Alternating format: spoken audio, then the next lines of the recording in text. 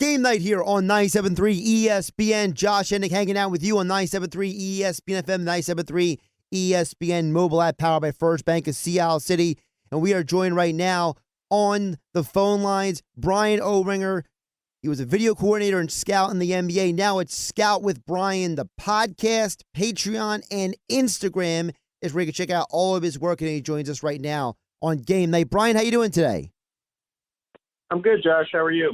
Doing pretty good. And you know what? This time of year, people love to have opinions and have conversation. And you're someone who brings a lot of levity and clarity to a lot of this stuff. And, you know, with all the conversations going on about Ben Simmons, you know, I feel like everyone has like an opinion or a perspective. And I wanted to get, you know, what is your overarching opinion of who Ben Simmons is and what he can be? Because I feel like a lot of these opinions out there, excluding you, are people who are just kind of like, you know, is speaking out of emotion and not being practical or objective about the topic.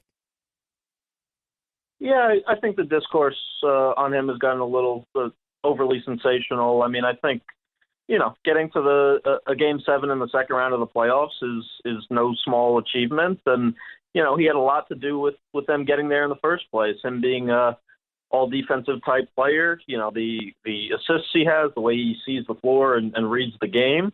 Obviously, the most pressing issue in the playoffs was that, yeah, I mean, he did get the yips. He did get, you know, definitely afraid of being fouled, which, you know, forced him to pass that to Thibault, and that's an issue. But, you know, I think the Sixers are aware of it, and the plan to work with him all summer, certainly on the free throw shooting, I think is incredibly important because he has to at least be able to knock those down. But at the end of the day, I think he's still a very valuable player who, gets in his head a little bit too much. And, you know, ultimately that was the fatal flaw in that Game 7.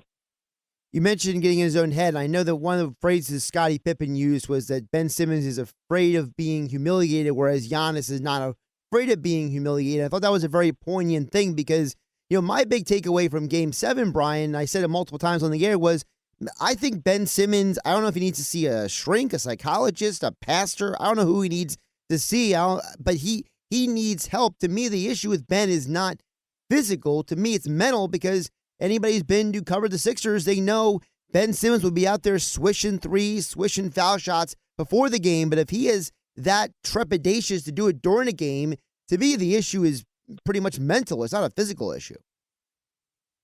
Oh, 100%. I mean, without even a question. I mean, that absolutely was the reason why he passed that ball. I mean, it's guys like Biedrins. I mean, you know, in the course of their career, I know there's Nick Anderson. I mean, there's guys that had that problem at the free throw line, and it got so mental that they were definitely afraid of being fouled to even, you know, have to be in that situation. And yeah, I thought Pippen definitely made some good points, and the honest observation's an astute one. You know, it's kind of like how there's not many guys who have that Kobe mentality who would rather shoot, you know, 0 for 30 than be, 3 for 10 or something. But yeah, it does kind of take that fearlessness to be a star in the NBA, and you know, Giannis has that mindset. Ben certainly doesn't. So I do hope, you know, he works with a sports psychologist or something on those things, and you know, can maybe conquer those fears a little bit more because obviously, you know, they need him to be playable in the playoffs.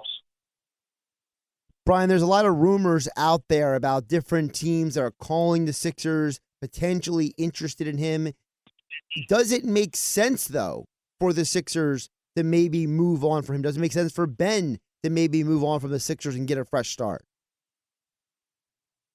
I mean, I'm sure Daryl Morey's exploring all options. I'm sure, you know, there's definitely some situations like Golden State that would be thrilled to have Ben. And yeah, I mean, you see how valuable he is because, you know, you hear pretty much almost every team in the league is interested in him and thinks he can, you know, help them and be a great piece there. And that's, you know, that speaks to his value. And that's probably why, to be honest, it's going to be really hard for the Sixers to get a fair enough return. I mean, you know, if you can start talking about guys somehow that like Lillard or superstar scorers that become available to pair with Embiid, you know, maybe that's a better pairing, and Simmons and Embiid have definitely had enough chances, it feels like. But yeah, I mean, a fresh start's not the worst idea in the world, but I'm definitely skeptical that they could get enough value to make it worth trading a defensive player of the year type and guy that still brings so much positive to the floor. And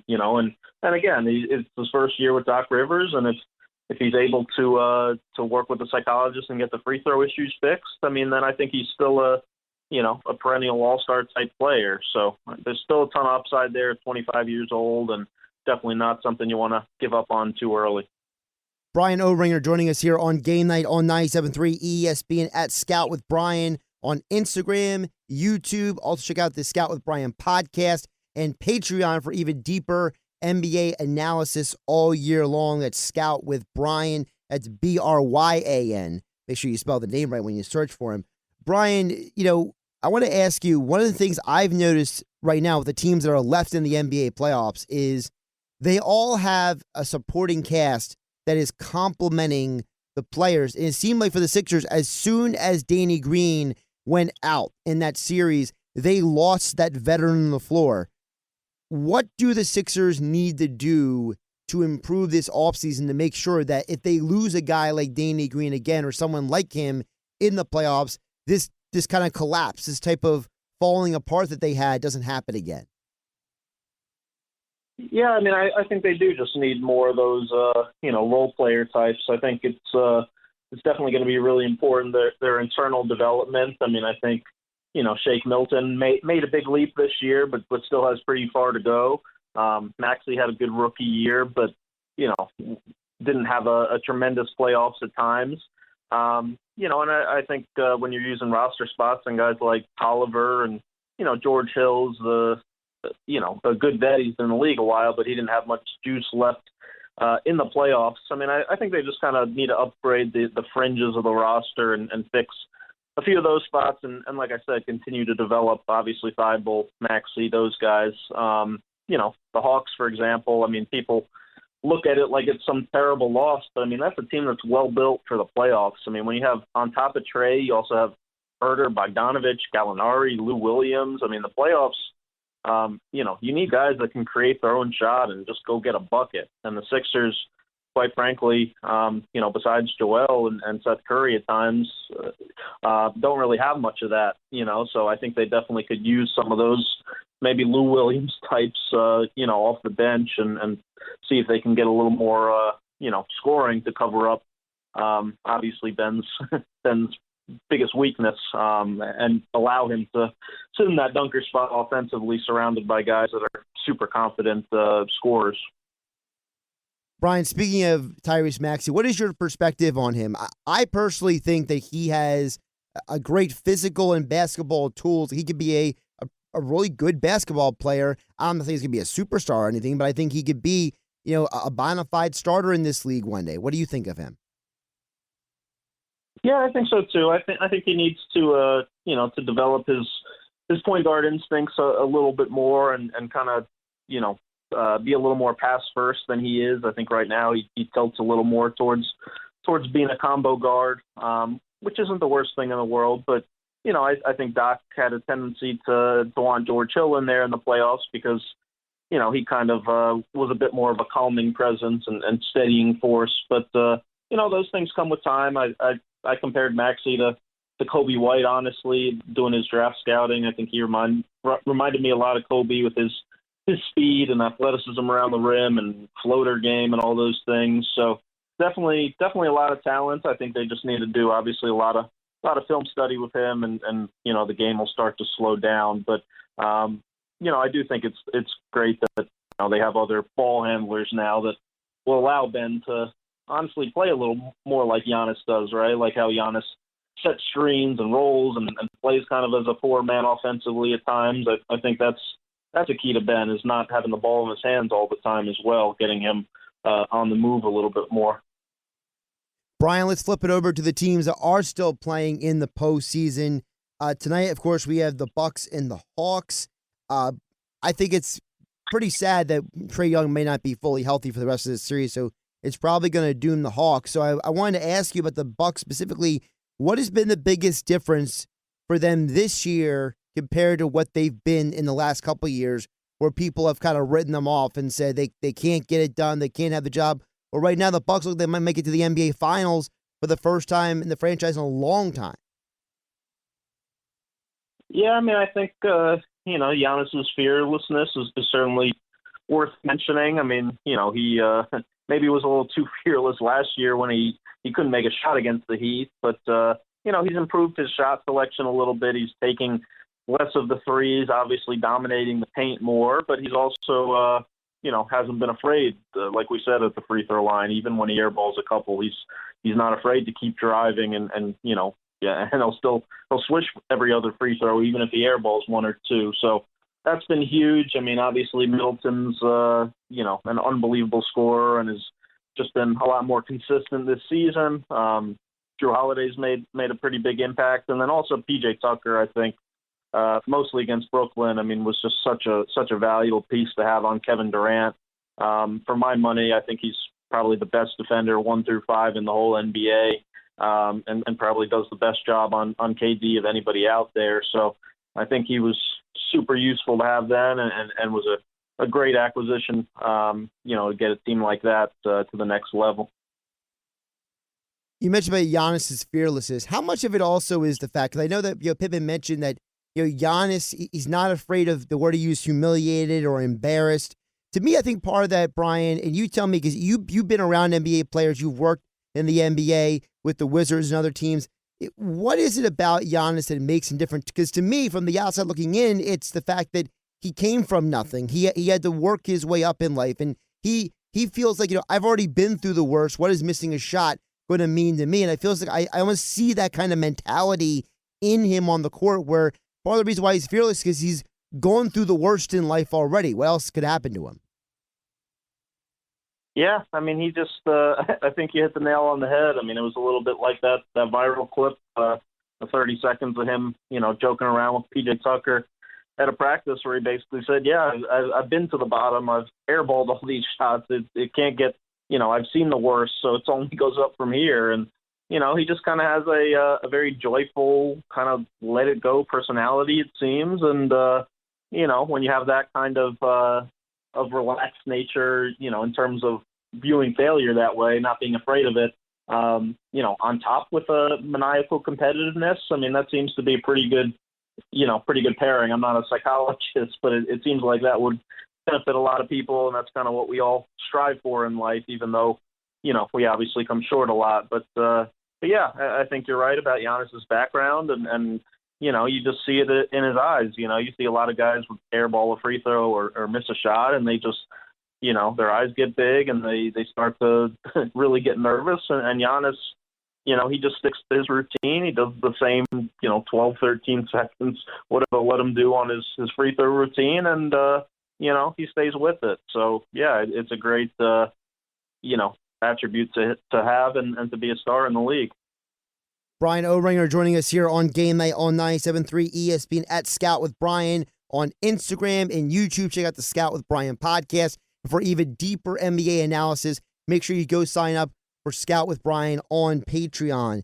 Bryan, in the Western Conference, we saw the Clippers on Monday night. They found the way to stay alive in that series. How impressive has this Clippers team been to you, and what has impressed you the most about them, considering the fact that they're doing this without Kawhi Leonard, who is easily their best player? Yeah, they're a super resilient team, and I think honestly Ty Lue has been the most impressive to me. I mean, obviously, he's getting a lot more talk about his record down 0-2 and his record in big game fours and things like that. But yeah, I mean, he's just made all the right adjustments. He's continued to stay positive through everything, and and just believe in his team's resiliency, and they've proved him right. I mean, they just they do it by committee. They do it playing with a super small lineup at times, but I mean, Reggie Jackson's gone from acceptable role player during the regular season to like superstar in the playoffs. I mean, I don't remember ever really seeing anything like this. The way he's playing is outrageous. I mean, Patrick Beverley's gone from in and out of the rotation to, being a lockdown defender on Devin Booker. So they got a lot of guys contributing, and obviously Paul George deserves his credit for his 41 last night. And has shown that he's capable still of being the best player at times on the team. So, I've been definitely impressed with their resiliency, and definitely the job Ty Lue's done has been as good as anybody in the league. Can they actually finish off the Suns without Kawhi, or was last night's game just kind of like a unique situation where they found a way to win, but the Suns will still find a way to win this series?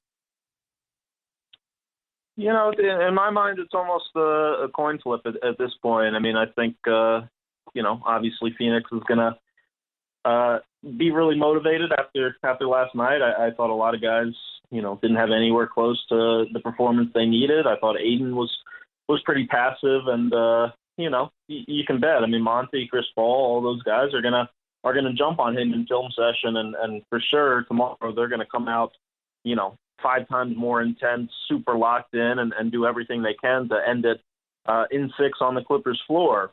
But if the Clippers can survive that and maintain home court, win on their home floor, you go to a Game 7 where really anything can happen. So, I think the fact that the Suns have 2 chances, whereas the Clippers, down to their last one, puts it maybe a little bit in their favor. But I think the Clippers have proven time and time again that, you can't discount them because they're a super competitive group, and, they're going to scratch and claw and do everything they can to stay alive. Bryan, one more before I let you go, and always appreciate your time in the conversation here on 97.3 ESPN. We see Ty Lue, he's guiding the Clippers right now. He only won because of LeBron, right? Monty Williams, he's never won a championship. Budenholzer's never been to an NBA Finals. You have Nate McMillan down in Atlanta, kind of like reviving his coaching career.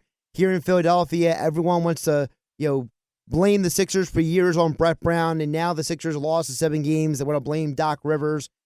How should we, not how do we as currently, but how should we gauge and look at coaches in terms of their value for a team in the postseason? Not the way we see it on Twitter, but the way we should be seeing it when we're watching the game. Yeah, I mean, I think the bottom line at the end of the day is that all these coaches, to be honest, are really, really good at their job. They've been basketball lifers. They've lived and breathed the game their entire lives. They've surrounded themselves with, really smart basketball minds, good assistant coaches. I think at the end of the day, it's probably 90% about the players. I give Ty a lot of credit, and like I said, I think he's done, the perfect job for this Clippers team. But at the end of the day, it's, he's nothing without Paul George's performance last night, without Pat Beverly's competitiveness, and like you said, people crushed Brett Brown, and then Doc Rivers comes in, and basically the same thing happens because of, the limitations of the players. The same limitations that Brett Brown had to deal with in Ben Simmons are hard to overcome. The same, thing that the Jazz keep running into every playoffs with Rudy Gobert's, lack of physical dominance come playoff time is holding them back, I think coaches can only take you so far at the end of the day. It comes down to the Devin Bookers, the Chris Pauls, the Trae Youngs, the Giannis's, how far is your superstar ultimately going to take you? So, I think ultimately coaches for the most part are pretty damn good at their jobs, and the players game, and the organizations that have a little more continuity, I think, and trust coaches, to be there for the long run, I think tend to have a little more success. He's Bryan Oringher. Check him out on Instagram, Scout with Bryan, on YouTube, Scout with Bryan, the Scout with Bryan podcast. And for deeper NBA analysis, go follow him on Patreon and sign up. That's Scout with Bryan. That's Bryan. And he joined us here on Game Night on 97.3 ESPN. Bryan, great stuff today. Thanks again, Josh. Always enjoy it.